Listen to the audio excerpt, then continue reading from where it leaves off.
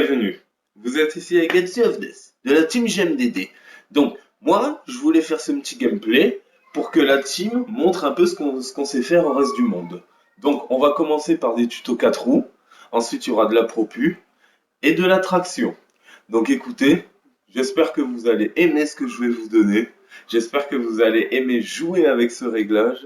Et en attendant, je vous souhaite à tous un très bon visionnage.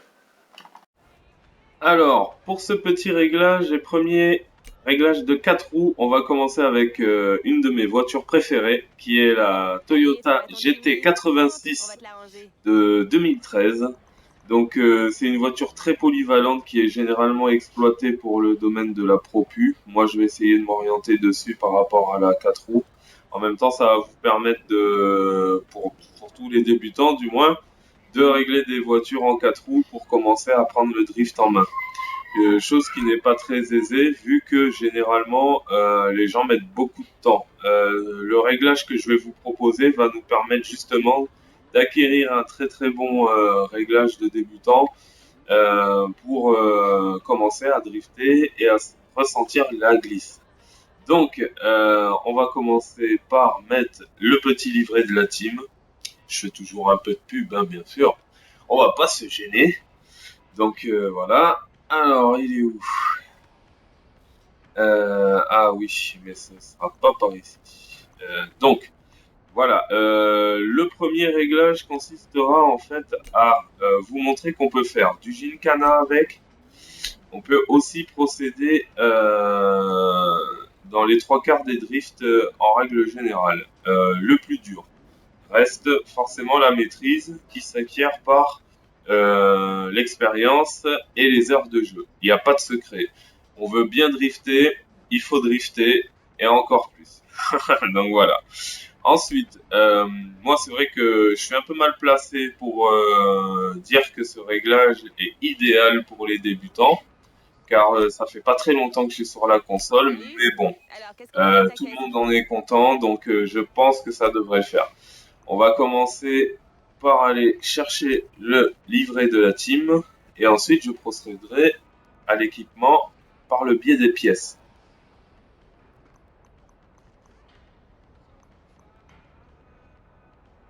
Nouma, qui est d'ailleurs le peintre officiel de la team, nous fait bien sûr de la beauté en représentant le maximum de voitures pour la team.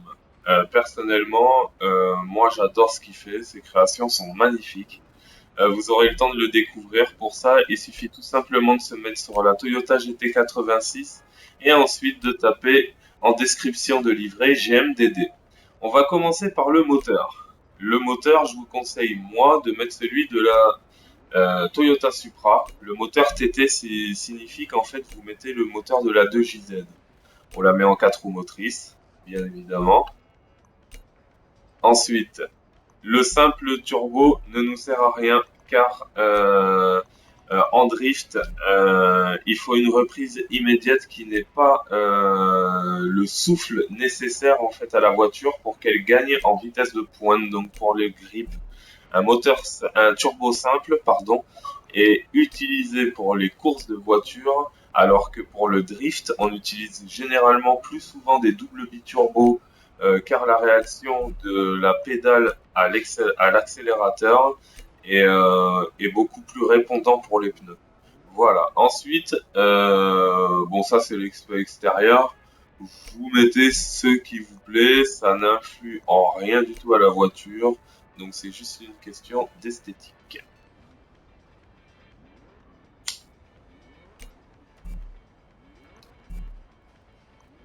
Voilà. Une fois que c'est fait, les pneus, alors, moi je les laisse de série. Personnellement, parce que c'est une habitude que j'ai depuis Forza 4, et j'ai remarqué que pour les 4 roues, du moins, l'adhérence avec les pneus de série nous permet une meilleure maniabilité. Donc voilà, ça permet généralement, je trouve, de rattraper mieux sa voiture que si elle partait en cacahuète avec des pneus un peu plus adhérents. Voilà. Donc bah, pareil, hein, les jantes, on fait comme on veut, aucune largeur de pneus. Et ensuite, après les pneus, on va passer au reste. Bien sûr, j'aime bien faire les jantes très grandes de préférence, je trouve ça beaucoup plus joli.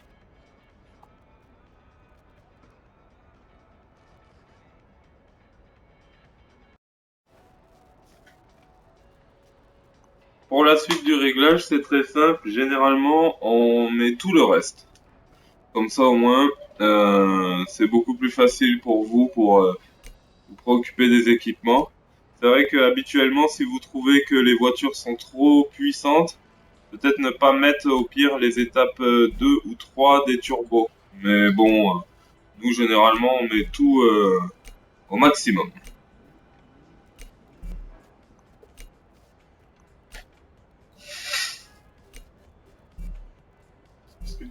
On est taré.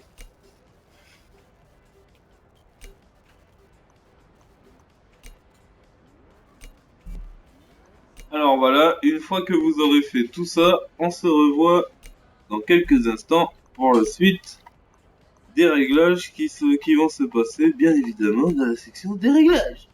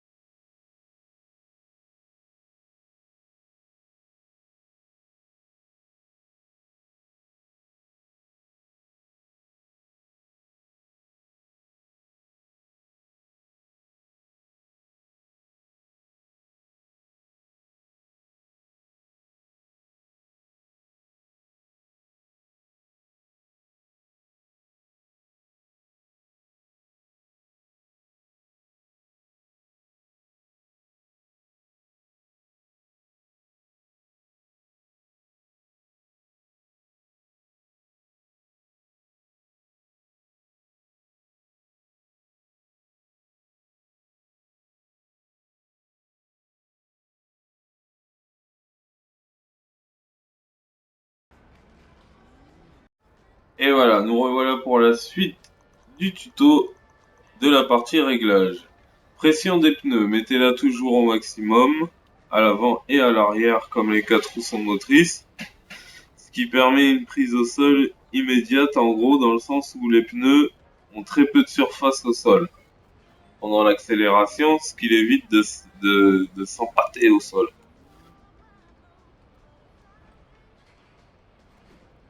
On va passer au rapport. Mes rapports sont particuliers, mais pas compliqués non plus. C'est pas des réglages de ouf, mais je les apprécie dans le sens où j'ai du répondant par rapport à peu près chaque rapport. S'il m'en manque, je rétrograde, ça repart tout de suite. Et si j'ai pas assez de reprises, ou du moins que je vois que je pourrais étendre un peu plus de kilomètres heure pour plus d'angle, j'en passe une autre. Le parallélisme, il est comme Forza 4 si vous êtes au courant, ça permet de régler l'empattement.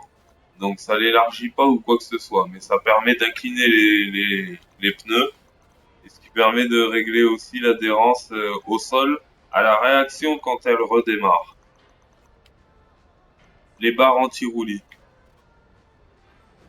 Généralement, c'est comme Forza 4 aussi. On n'y touche pas des masses, mais on va l'accentuer à l'arrière pour justement favoriser la chasse. Les ressorts.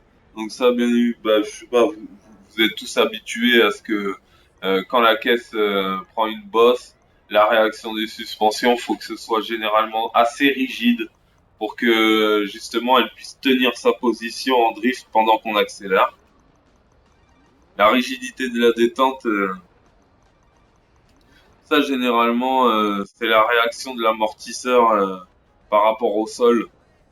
Encore une fois, on le rend raide. Pourquoi? Parce que comme ça, au moins, la voiture est entre guillemets plus maintenue euh, dans son centre G, ce qui permet de glisser beaucoup mieux. La puissance du freinage, généralement, je la bascule à l'avant, puisque l'arrière chasse. Donc, je préfère, si j'ai besoin de freiner pendant un drift, ne pas inquiéter l'arrière en appuyant trop sur le freinage, ce qui est bien sûr bloque le drift. C'est pas très bon. La puissance de freinage, je la mets élevée. Comme ça, au moins, on a un répondant immédiat. J'apprécie. Et le différentiel, eh ben comme bien sûr, hein, à la base, plus il est élevé, plus ça répond vite. C'est ce qu'on demande. Le centre d'équilibre, par contre, je le bascule à l'arrière pour qu'à l'arrière, le frein et l'accélération soient plus rigides et répondent immédiatement. Et voilà, maintenant la démonstration. C'est parti avec mon ami Toby. On est en plein délire, mais on va quand même vous montrer de très belles trajectoires. Donc voilà, et ben c'est fini pour moi. Donc avant de raccrocher pour ce premier gameplay, je tiens à faire deux petites dédicaces. Une à Slide qui a créé maintenant son école de drift. Il ne fait plus partie de la GMDD, mais il est toujours dans nos cœurs. Et ainsi que Thiobed of Death. Alors lui c'est différent. Maintenant il rigole plus. Voilà, il est dans un truc vachement sérieux, Akavag. Donc n'hésitez pas à aller voir leur chaîne YouTube du même nom. Et ensuite, je tiens aussi à remercier Bouma qui est le peintre, ainsi que Beriz qui est le nouveau venu. Mon Kevin, donc voilà, qui est maintenant le photographe de la team. Il est tout simplement incroyable. Sur la page d'ailleurs Facebook Team GMDD, n'hésitez pas à venir nous voir pour voir tout ce qu'on fait ainsi que les photos. Voilà, donc écoutez, passez une bonne soirée, un bon week-end. J'en sais rien quand est-ce que vous regardez cette vidéo. En tout cas, je vous embrasse fort tout le monde, big up à la team et à bientôt tout le monde.